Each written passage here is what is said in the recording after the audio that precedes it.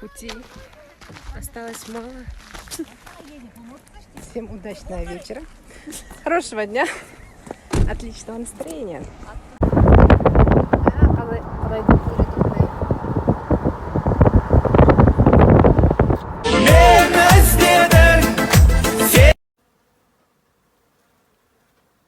Ана, Алматыда сирен жусаң.